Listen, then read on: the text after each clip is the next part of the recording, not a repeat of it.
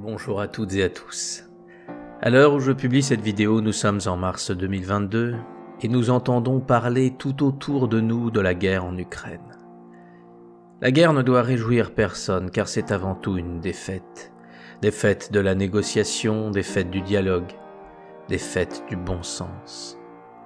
Quand la guerre est là, l'être humain laisse aller son côté sombre et le pire se produit. Abstenez-vous de juger un camp plus qu'un autre, car les horreurs ont lieu partout. Et c'est bien cela qui doit nous désoler.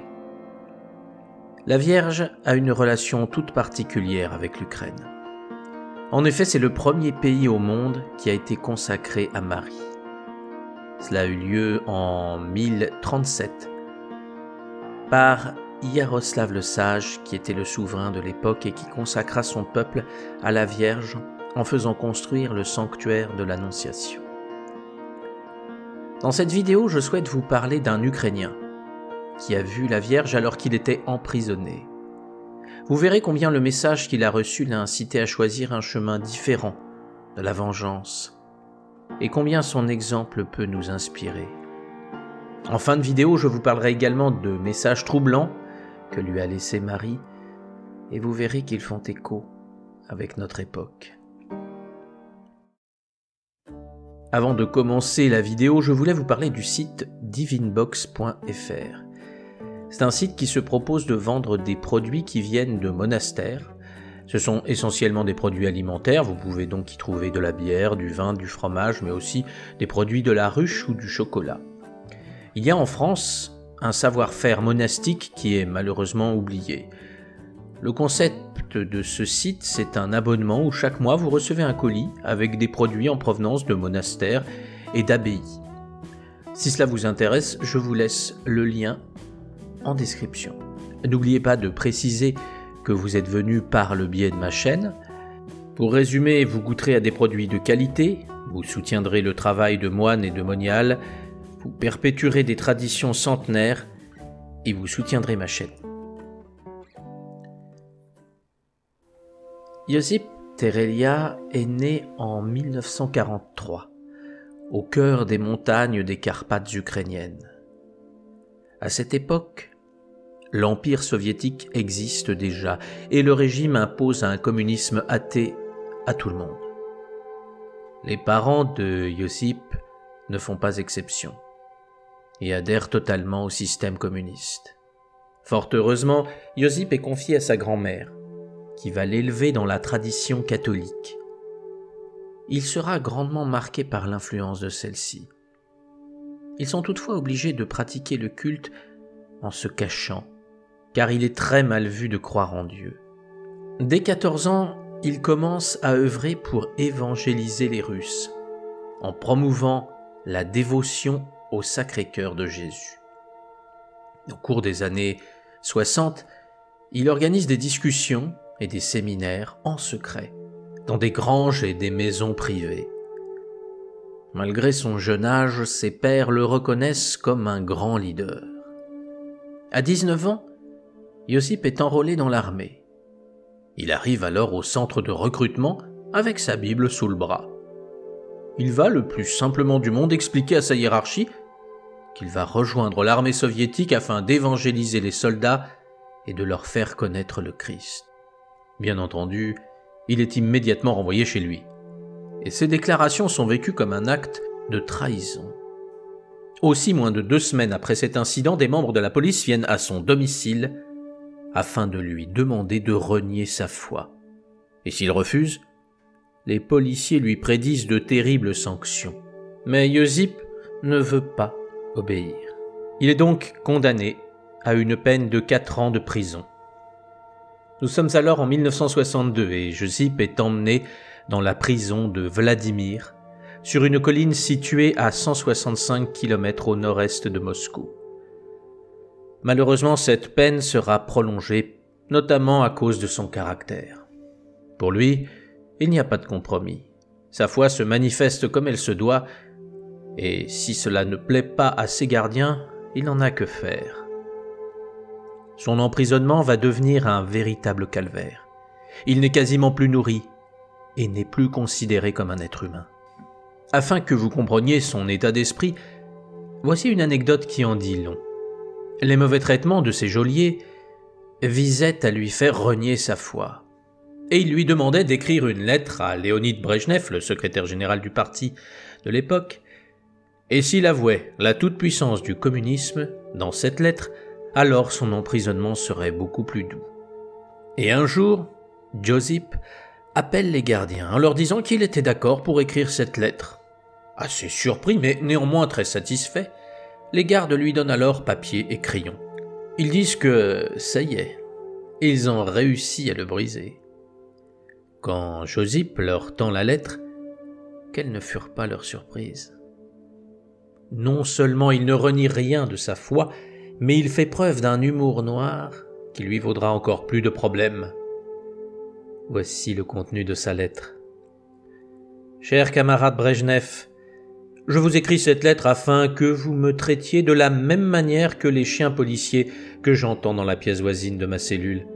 En effet, ils ont une nourriture abondante, une niche bien chauffée, et pour moi, cela serait une véritable promotion sociale que d'avoir un tel luxe dans mon existence actuelle. J'espère donc, cher camarade, que vous me traiterez comme un chien. Ce sera toujours mieux que le sort que vous réservez aux prisonniers. Que Dieu veille sur vous, votre dévoué Josip. » Vous imaginez bien les conséquences d'une telle lettre. Sa peine sera prolongée et son quotidien sera pire que l'enfer. Après des années à subir un tel traitement, il est toutefois à bout. Il pense que sa santé est trop faible et qu'il va certainement mourir. Nous sommes le 12 février 1970. Comme à l'accoutumée, Josip prie dans sa cellule. Mais il n'arrive pas à se concentrer, il a trop froid et trop faim. Alors, il demande à Marie de l'aide. Il a toujours eu le plus grand respect pour la Sainte Vierge. Et il met ses dernières forces pour l'appeler. Tout à coup, une chaleur intérieure l'envahit. Il voit une lumière juste devant lui. Josip n'en croit pas ses yeux. Pourtant, il ne peut que constater ce qui se produit. À l'intérieur de la lumière, il voit Marie. Elle le regarde affectueusement. Il se sent alors envahi d'une paix profonde. Bien que son corps soit à la limite de la mort, il sent une plénitude infinie, bien plus intense que tout ce qu'il a ressenti au cours de sa vie. Marie lui dit ces mots. « Tu as encore devant toi des années d'épreuves et d'humiliation. Et pour que tu puisses survivre à tout cela, il te faudra pratiquer le pardon inconditionnel envers tes ennemis. En te libérant de la haine et de la rancœur, tu pourras permettre à l'amour de s'installer en toi. Cela te rendra invulnérable. Sache également que la Russie restera dans l'obscurité et dans l'erreur jusqu'à ce que le peuple se repente et accomplisse l'œuvre de mon Fils. Sans cela, il n'y aura pas de paix, car la paix ne peut venir que là où il y a justice. Prie pour tes ennemis, oublie-les, et une route de lumière s'ouvrira devant toi. » Josip Terelia, suite à cette apparition, va retrouver une énergie incroyable. Ses bourreaux ne vont pas comprendre. Malgré tout ce qu'il subit, il ne plie pas et ne casse pas. Et pourtant, le quotidien de Josip n'est à souhaiter à personne. Afin de le faire céder, il est transféré dans la prison de Wallenberger. Là, le but à demi avoué est de le faire mourir, mais sans passer par toute la paperasse d'une exécution.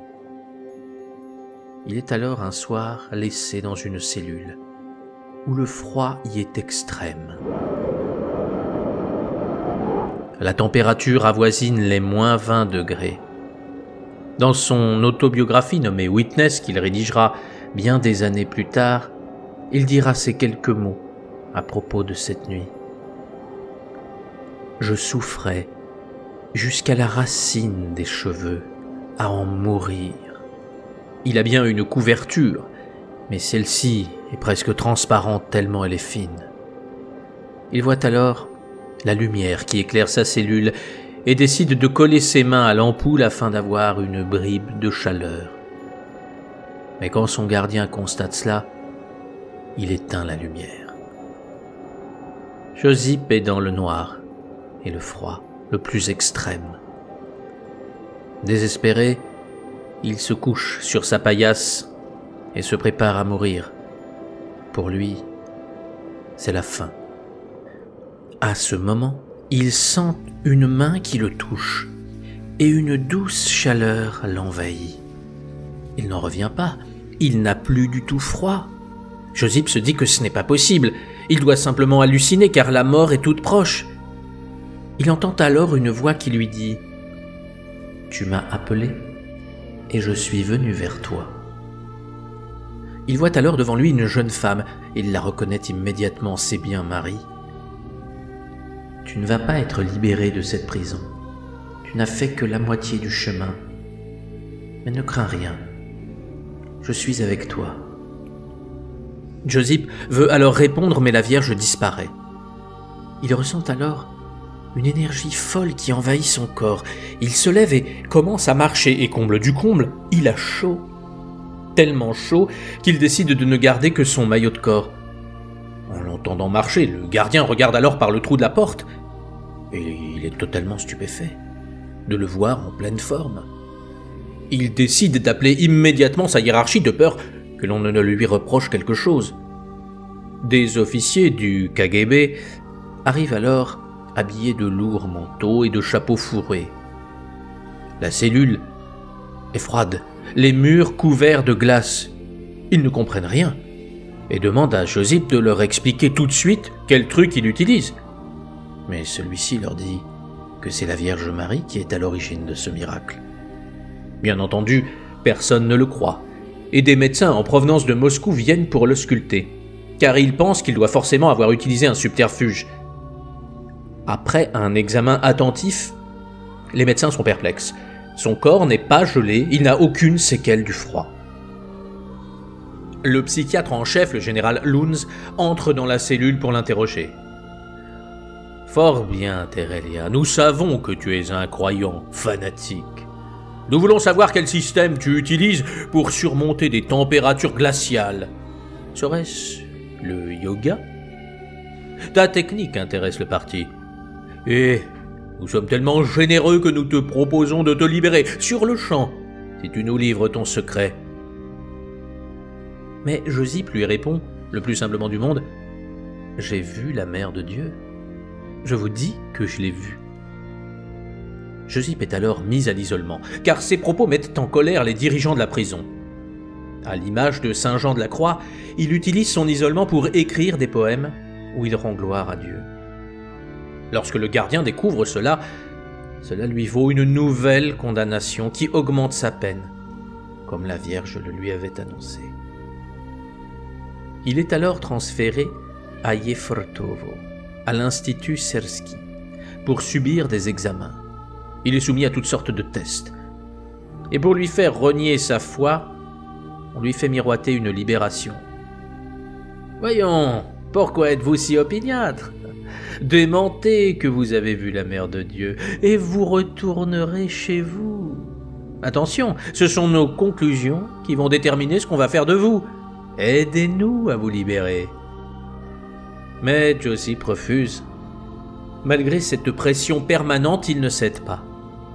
Il dira que c'est grâce aux prières et aux souvenirs de l'apparition de Marie qu'il ne faillira pas. Finalement, voyant que rien n'y fait, il finira par être libéré en 1976. Il revient alors chez lui, profondément marqué par ces terribles épreuves. Il a 34 ans. Ce que j'ai oublié de vous dire, c'est qu'avant de se faire arrêter à 19 ans, il s'était fiancé avec une jeune femme nommée Olena. Ils avaient de nombreux projets d'avenir, mais son emprisonnement avait mis fin à tout cela. En arrivant au village, il pense que tout le monde l'a oublié. Mais là, il va être témoin d'une grande preuve d'amour qui le touchera profondément. Sa fiancée a toujours pensé à lui, et elle l'a attendu. il peut enfin l'épouser. Vous pensez peut-être que cet emprisonnement a calmé sa foi et qu'il va chercher à se faire discret, mais pas du tout. En remerciement des grâces que la Vierge lui a offertes, il est plus que jamais déterminé à faire connaître le Christ. Josip se met donc à écrire un ouvrage nommé « Les chroniques de l'Église ukrainienne catholique ». Et dès que le livre commencera à être diffusé, il sera à nouveau arrêté. Le verdict est terrible, 12 ans de prison. Il doit de plus purger sa peine dans le redoutable camp de la région de Perm en Russie, où les prisonniers étaient battus jusqu'à perdre connaissance. Heureusement pour lui, débute la perestroïka de Mikhaïl Gorbatchev. Ces réformes mettront fin au camp de la mort et il sera libéré le 5 février 1987. Peu de temps après, il se rendra à Gruchiv, qui est un sanctuaire marial très important en Ukraine. Je vous ferai une vidéo, car l'histoire de ce lieu est bouleversante et la Vierge y a annoncé des choses très riches de sens. Voici un extrait de son autobiographie où il raconte ce qui s'est produit dans ce sanctuaire. Je la vis, comme je vous vois. Je la sentis et je pus la toucher, et en même temps, je parlais avec d'autres qui étaient là. L'atmosphère était paisible. C'était la Mère de Dieu, vivante, une femme vivante. Elle parlait avec nous, sa figure était pleine de vie. Des adultes la virent, tous les enfants la virent, et nous ne l'avons pas seulement vue, nous l'avons entendue. Les uns ont entendu une chose, d'autres une autre. Elle parlait à chacun. Nous étions environ 52 000. Vous ne pouvez imaginer cette foule. Beaucoup de Juifs se sont convertis ce jour-là. Nombre de ceux qui étaient là ne savaient même pas faire le signe de croix, mais ils étaient convertis. Quand elle me parla, elle commença en disant « Ma fille Ukraine, je suis venue vers toi. Tu es la plus réduite en esclavage, tu es celle qui a le plus souffert pour la foi au Christ. » Elle nous demanda de prier, d'enseigner aux enfants la prière, le rosaire, de prier constamment pour les défunts. J'entendis aussi ces mots « Je suis venu vers vous parce qu'ici le peuple fervent répandra mon message partout. Je sais où je dois aller. Je vais là où c'est le mieux pour mon fils. » La Mère de Dieu nous dit d'offrir nos vies. Chacun de vous doit prendre part aux souffrances de Jésus. Par là, vous rachetez ceux qui sont tombés dans le péché. N'en doutez pas, ne craignez pas, et priez, priez, priez sans cesse. Reconnaissez Jésus publiquement, n'ayez pas honte de faire le signe de la croix. Préparez-vous pour de grandes persécutions et de nouveaux sacrifices. Priez, la prière vous sauvera. L'Antéchrist fait tout pour vous briser. Rappelez-vous, la paix vient seulement de la rédemption. La paix, calme et repos, et vous n'êtes pas encore en paix. Par la suite, Josip s'exilera au Canada, à Toronto, en octobre 1987. Il va toujours continuer à donner des conférences, à témoigner de ses expériences en incitant ceux qui l'entourent à toujours prier. Je pourrais encore raconter de nombreuses choses à propos de Josip Terelia, car il a encore eu des visions de la Vierge Marie, mais je vais terminer en vous donnant quelques prophéties qui lui ont été révélées. Certains gouvernements vont commencer à protéger toutes sortes d'abominations du diable. Les congrès et les parlements feront des lois contre la vérité, et certains l'ont déjà fait. Ceux qui disent la vérité seront considérés comme des criminels. C'est alors que commencera la persécution générale des chrétiens. La loi interdira la vérité et la loi de Dieu. Et en voici une particulièrement troublante. En Russie, les préparatifs sont en cours pour une révolution mondiale. Les forces de l'enfer qui contrôlent le monde continueront à dire que tout ce qu'elles font est pour la paix et le bien-être du peuple. Mais en même temps, elles continueront à retirer la liberté et le libre arbitre au peuple. Ils continueront à persécuter l'Église, mais d'une autre manière. Les dirigeants étrangleront la gorge du peuple tout en leur disant « Maintenant, vous avez la paix et la sécurité. » Mais il n'y aura pas de sécurité. Le courage et la détermination de Josip Terelia peuvent nous inspirer. Face à la guerre, nous pouvons dans un premier temps paraître désarmés, car nous cédons à la peur et à la panique. Mais si nous décidons de ne plus nourrir ces émotions négatives et de nous mettre au service de Dieu, alors tout peut changer. Si la Vierge apparaît dans différentes régions du monde, c'est toujours pour nous prévenir. S'il n'y avait aucun espoir, elle ne viendrait pas. Marie nous rappelle que tout est toujours possible, et ce pouvoir de tout changer, c'est nous qui le détenons. Si nous ne nourrissons plus les médias mensongers et anxiogènes, si à la place nous prions et agissons au quotidien comme des enfants de Dieu, alors cela fera toute la différence. Dieu a mis en nous des qualités et c'est nous qui avons le choix de les utiliser ou non, c'est à nous qu'il revient d'agir. Commençons déjà par éteindre nos télés qui nous rendent malades à force de nous nourrir de peur et de fourberie. Nous verrons alors combien notre esprit redevient sain et alerte. Nous trouverons de nouveaux élans pour prier et agir. Et en créant un lien magnifique avec les forces célestes, nous comprendrons qu'il n'y a pas de fatalité et que l'impossible n'existe que dans nos peurs. Des idées nouvelles jailliront de nos vies et nous les unirons pour former un monde différent.